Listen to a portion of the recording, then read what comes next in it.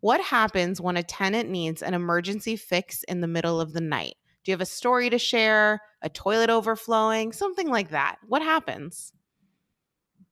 Yeah, that's a great question, Melissa. I think the first step when you ask that question is to know, for everybody to know what's an emergency, right?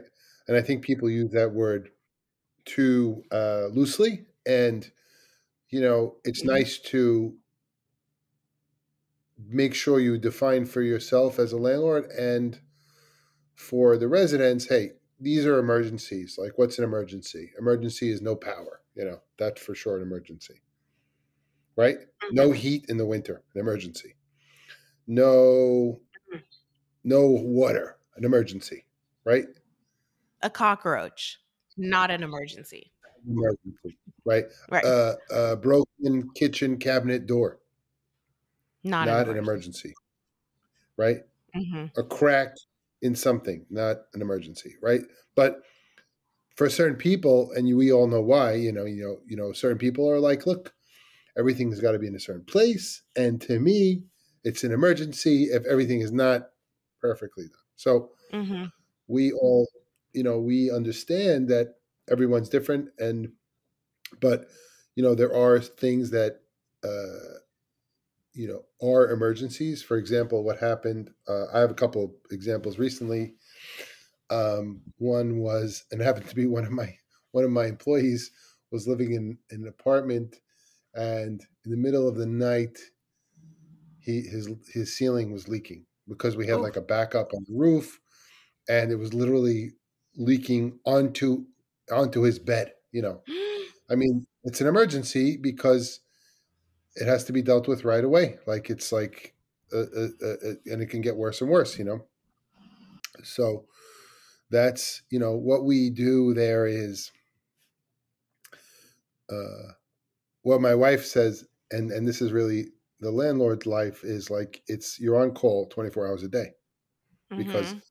people are people are living in the properties and emergencies happen. Like an emergency happens in your own house, you got to take care of it right away. There's no Mhm. it is what it is. Some to the best of your ability. Obviously, natural disasters, things like that. You sometimes it takes days to handle things like that, right? When there's no power to the whole neighborhood, what do? That's happened, right? Um, so you you obviously, I'm going to say the common obvious things. You try to stop the source of the problem, and then you deal with cleaning it up. You know, so immediately you try to you obviously make sure that no one's being harmed or property is not being harmed. Um, a codicil of this conversation is, that my employee had a lot of nice things, and they got damaged from the leak above. The leak wasn't our fault. It was like leaves, collecting, and the drain didn't drain, and the roof was fine, but then it leaked because there was water that shouldn't have been in an area that shouldn't have been. Fine, but we fixed it. But his stuff got ruined, right?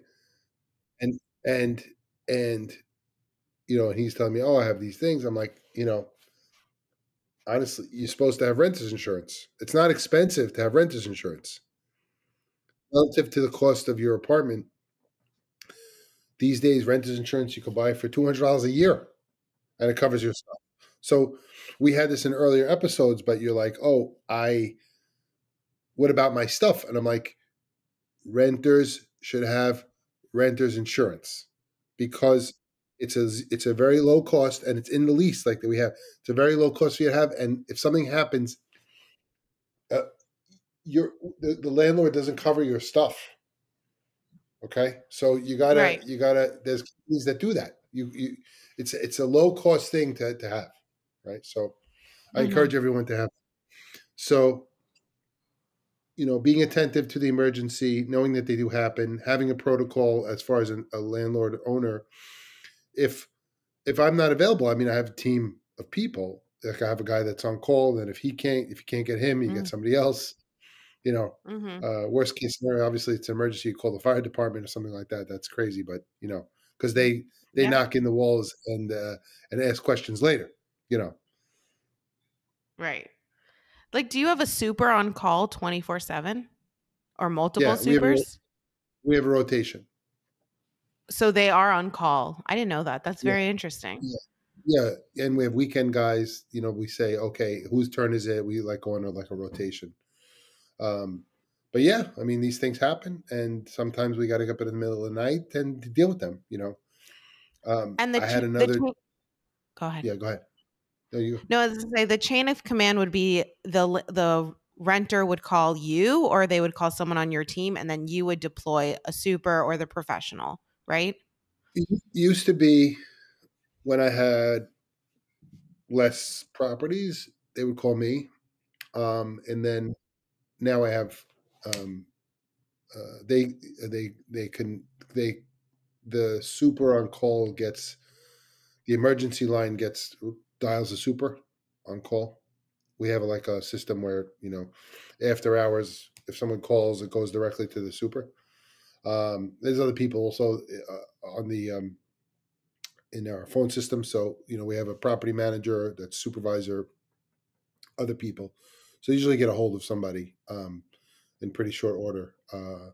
And with a lot of my properties, my people live in and around the neighborhood. So there's always they're not far. And I don't live far either. So um, that's the way we manage things. And it's important to between landlords and residents to communicate as to, okay, look, if there's an emergency, you call this number. Then this is when who the people are. This is where they are, so that really how to get a hold of people or who's going to respond to that.